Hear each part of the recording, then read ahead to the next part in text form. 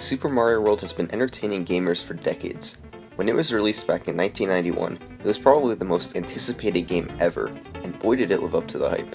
It had everything the first three NES games had, and even more. More power-ups, more worlds, Yoshi, and even an extremely memorable soundtrack. In recent years, however, the game has been pushed to its absolute limit by a few runners.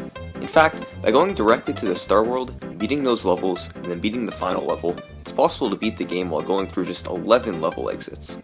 Fittingly, speedruns of this category are known as 11 exit, and for the past 10 years, this has been the most run category of Super Mario World. The world record has come a long way, so today, we're going to see how the world record for Super Mario World has progressed.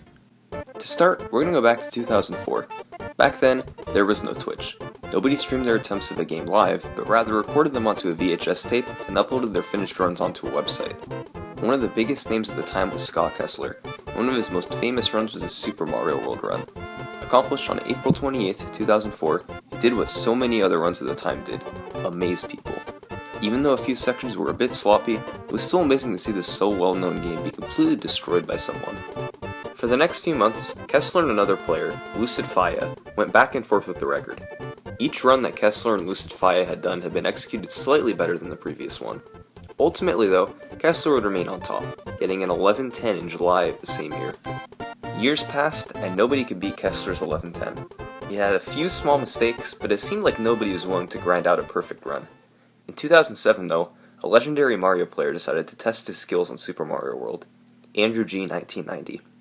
Already famous for his Super Mario Bros. Speedruns, Andrew knew that he had the skill to top Kessler's 3-year-old run. And with a few strategy changes, he was able to pull it off in 11 minutes flat. One trick that Andrew discovered in this run was keeping your flight speed through the doors.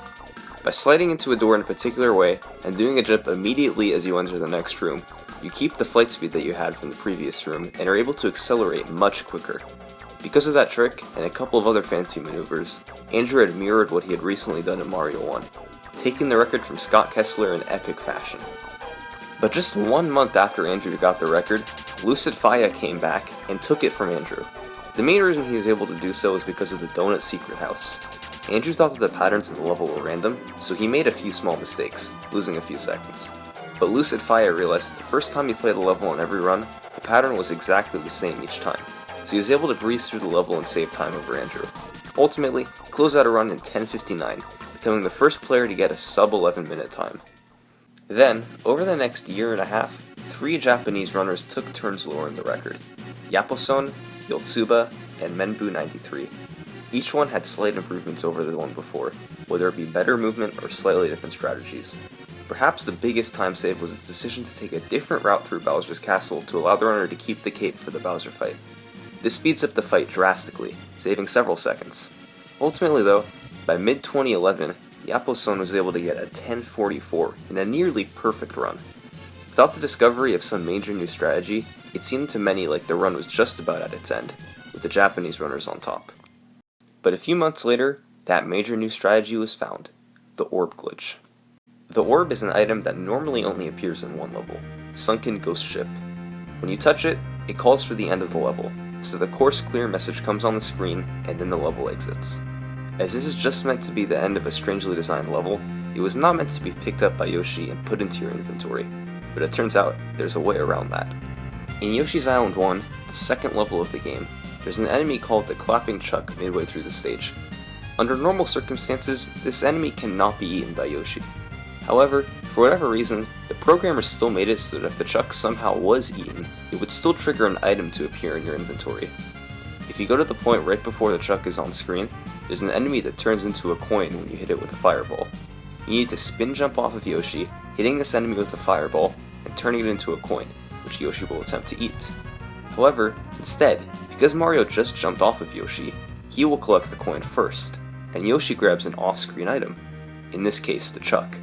And due to the way the game is programmed, the item that the game produces when Yoshi eats a Chuck with Fire Mario is, you guessed it, the Orb. Using this orb would have the same properties when you normally found it in Sunken Ghost Ship. It would end the level immediately.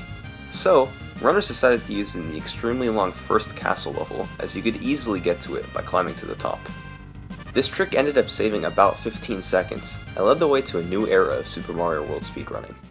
Dozens of runners wanted to either lower their PB or go for the record using this new orb trick. For a few months in 2012, runners scrambled to try and lower the record down. Yaposon, Menbu, and the legendary Dram 55 all held the world record at some point in 2012, and eventually, the time came down to sub 10:30. Even Andrew G came pretty close, missing world record by only about 5 seconds. But one night in January 2013, Menbu streamed attempts and closed out one of the most impressive runs of any game in history. Just how good was this run? I'll let you decide from his reaction. いったっそーいったっそーやったっそー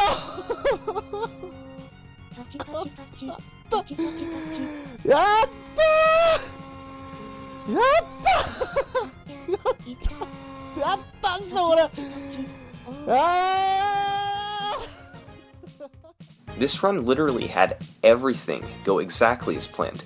His movement was basically perfect. The best Mario runners from around the world tried to beat it. Dram55, Andrew G, and X-Paco all put tons of attempts in, but nobody could top Menbu. It seemed like this run would stand for years and years to come. And it very well might have, if it wasn't for the discovery of another major trick, the Cloud Glitch. To perform this trick, runners would only have to go to the first level of the game, Yoshi's Island 2. There, you hop onto Yoshi and eat a Koopa shell, allowing you to spit out 3 fireballs at a very precise time. Then, while you continue running, you eat another green shell and hang on to it. Once you stop here, you spit out the shell and face left. When the fireball hits the shell, it will turn into a coin. You dismount off a Yoshi and collect the coin right before Yoshi will be able to eat it. Just like with the Orb Glitch, Yoshi then defaults to eating an off-screen item, the Charging Chuck. The item that will appear in the inventory will look like a garbled mess, but it's really Lakitu's cloud. Normally, you'd think that having this cloud wouldn't actually be too helpful, but it turns out that you can save close to a minute on a Bowser fight with it. Why? Well, the memory address that controls when Bowser throws the Mecha Koopas, which are needed to beat him, are stored on the same address that controls Lakitu's cloud's X-coordinate. This means that when the cloud goes off to the left side of the screen, Bowser is forced to throw more Mecha Koopas that you can hit him with.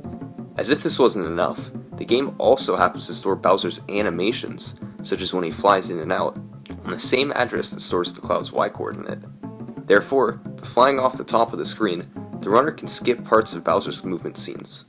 When this trick was discovered in June of 2014, dozens of runners scrambled to try and get the record, in a scene mirroring when Orb was discovered. Everyone knew that Menbu's record could be easily beaten now. The question was by how much. The first person to close out a decent run with the Cloud Glitch was a runner named LinkDeadX2, who got a 10:22, beating the old record by 4 seconds. Alright, that's fine. Oh, that's a little, not that great, but still better. That's more of what I wanted. But even he admitted that the time could go lower. There's still a lot more room for improvement. And he was right. Within the span of just 1 week, from June 13th to June 20th, 2014, runners LinkDeadX2, Dram55, X-Paco5, and Artiga Omega took the record down from 10:22 to a 9:56.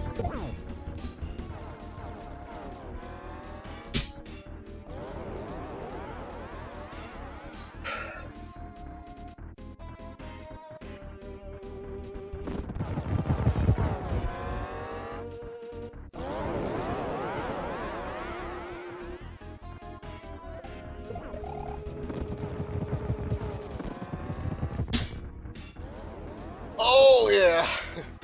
Even with shitty zips.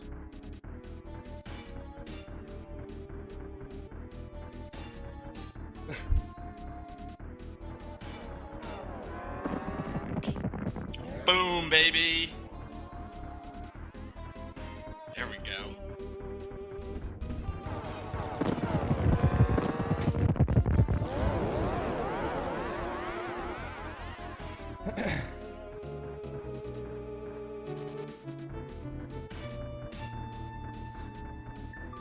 Nah, I can't make it to SCDQ. For months after, runners kept knocking off a few seconds. Each run was more impressive than the last, and the time was being pushed to its absolute limit. Got it. But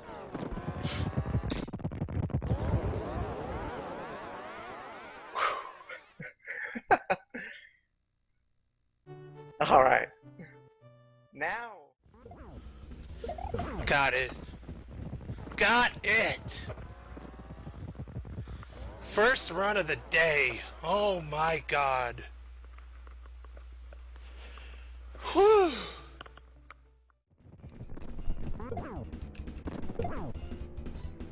There it is. There it is.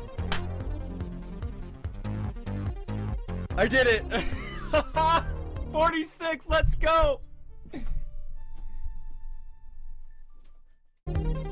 record got pushed down to a 9:45.63 by runner Area 51, which is the current best time. All right, boys, you guys ready for a new retime?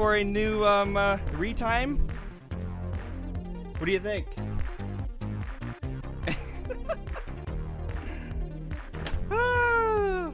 We gotta retime this. But while all of this was going on, a new method of beating the game was being slowly pieced together by both passers and speedrunners: the credits warp. By doing a really complex series of inputs, it's possible to warp the game to the ending credits in a matter of minutes. To get a complete understanding of how the glitch works, I recommend that you watch this video by Dots Are Cool, but I'll give you a quick rundown on what you need to do.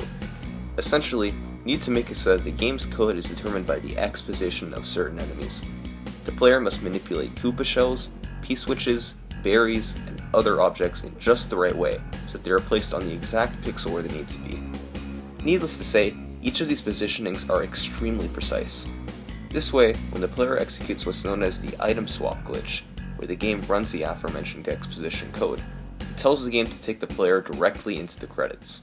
The first person to execute this trick in a run in real time was famous YouTuber and Twitch streamer Seth Bling. This type of run seemed to look like something that was TAS only, so Seth Bling was pretty excited once he got the trick to work. Whoa! Whoa! Time! Time! Oh! It was... Whoa! I just did it. That's the first time anyone has ever done that on console. That's the console Super Mario World record for any percent. Just 2 months later, runners were able to cut the record down to under 2 minutes by using a faster method of getting the items in the correct positions, and since then, it's been a non-stop battle to get the record lower. Various runners have been taking turns lowering the record since its discovery more than 2 years ago. Now, the record stands at 1:13, held by Furious. Potentially though, the time can still go down if more consistent and faster setups are found, as the tool-assisted run is only 41 seconds long.